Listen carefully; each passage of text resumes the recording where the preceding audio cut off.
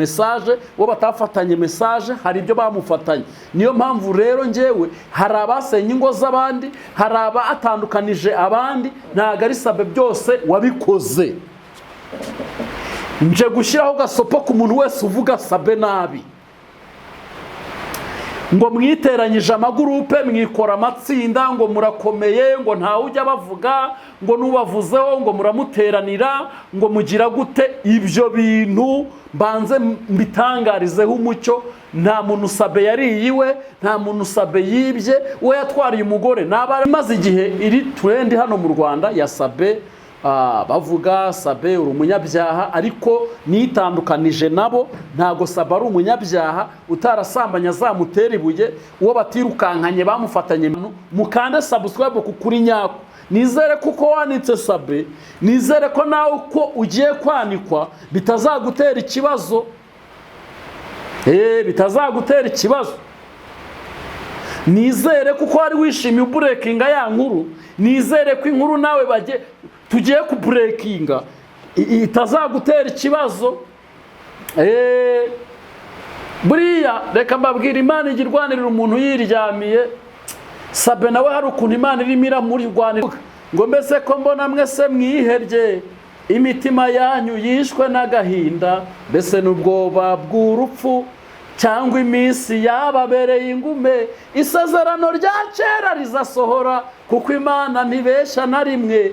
Karara we wirirwa ku kiriyo cy'abandi, nawe icyawe kizitabirwa. Ubwo rero nizere ko ubwo icyawe nawe kigiye kwitabira. Rero bakunze bukuri Nyako TV n'umuvugizi TV, aha turi muri studio z'umuvugizi. Rero mwebwe nimukore sabu, ariko ubwo sabe niwe washenye urugo mbere.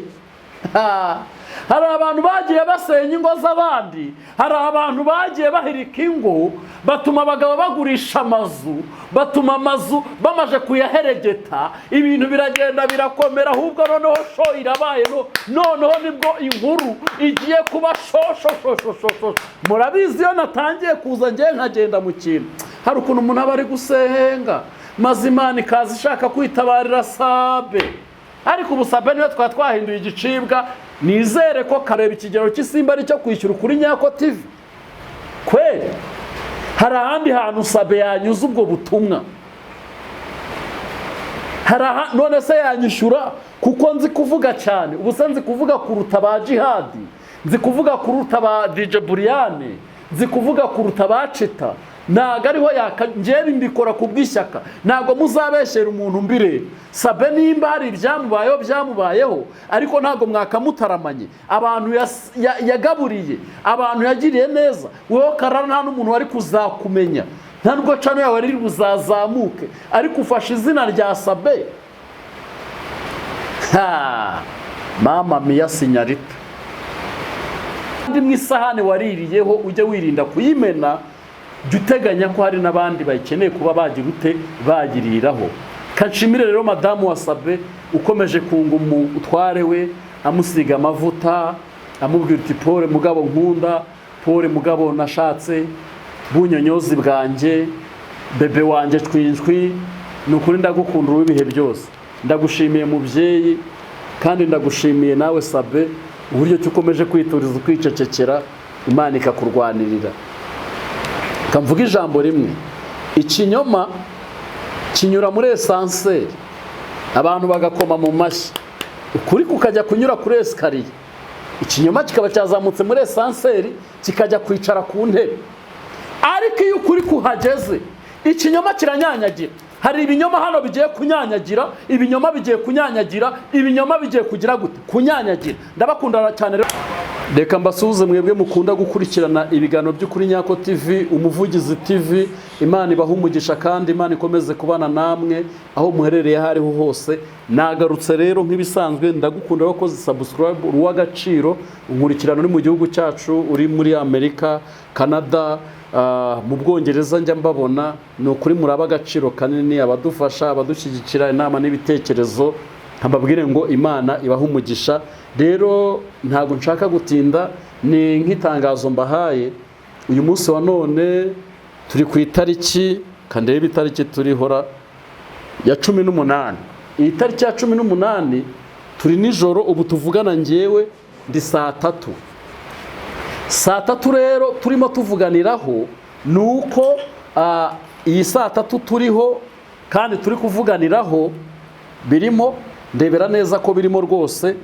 Hari inkuru zihari, hari inkuru imaze igihe iri trend hano mu Rwanda ya Sabe, bavuga Sabe uri umunyabyaha, ariko nitandukanije nabo. Ntago Sabe ari umunyabyaha utarasambanya zamutera ibuye, uwo batirukankanye bamufatanye message, uwo batafatanye message hari ibyo bamufatanye.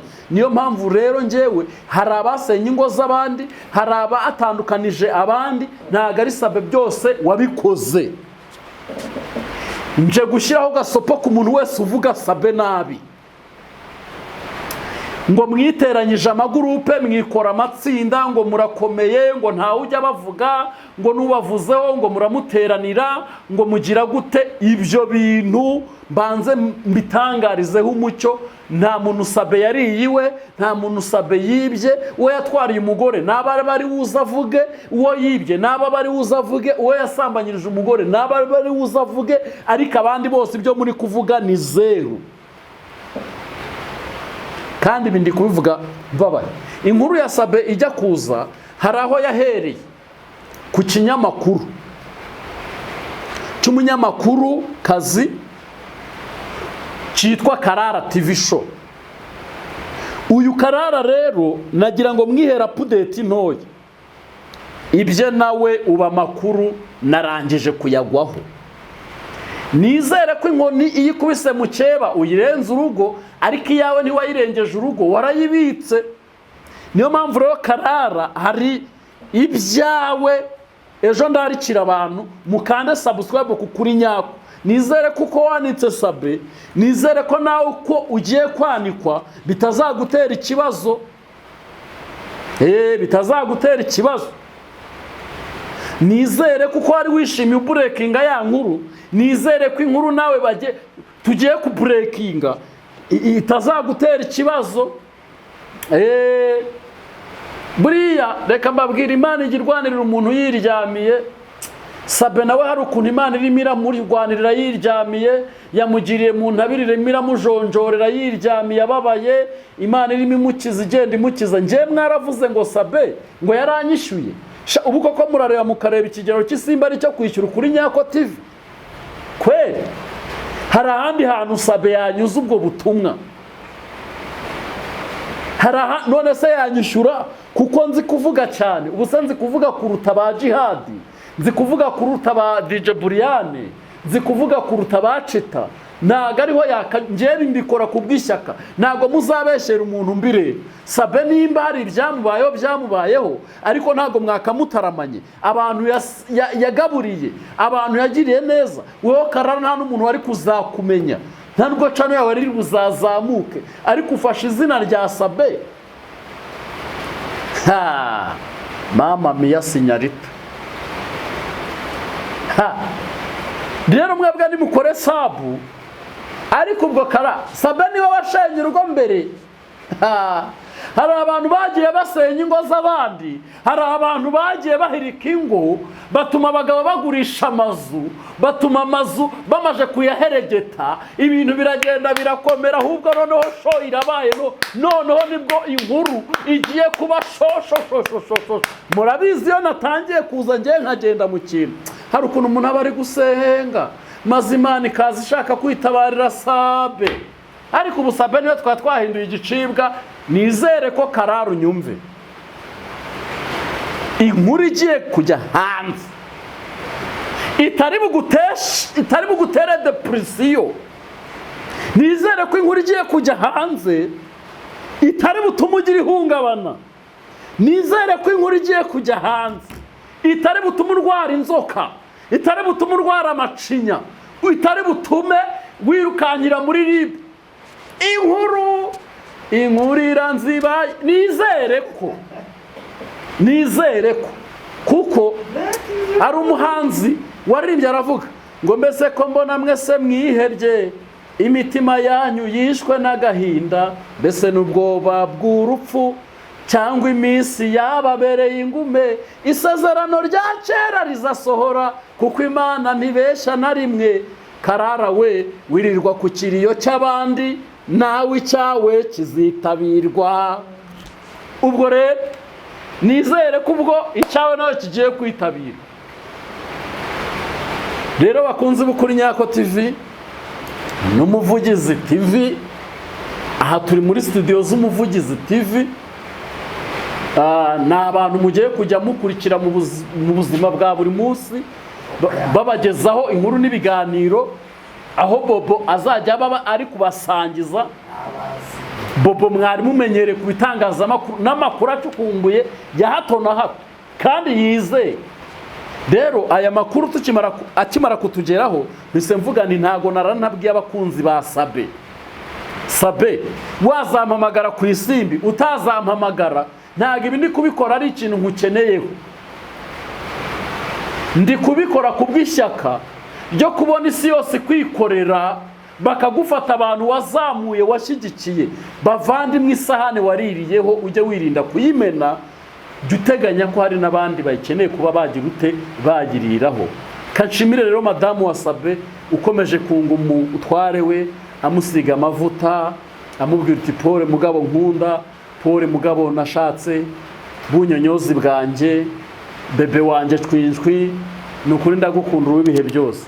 Ndagushimiye mubyeyi, kandi ndagushimiye nawe Sabe uburyo ukomeje kwituriza ukwicecekera, Imana ikakurwanirira. Kamvuga ijambo rimwe, ikinyoma kinyura muri esanseri, abantu bagakoma mu mashyi, ukuri kukajya kunyura kuri esikariye. Ikinyoma kikaba cyazamutse muri esanseri kikajya kwicara ku ntebe.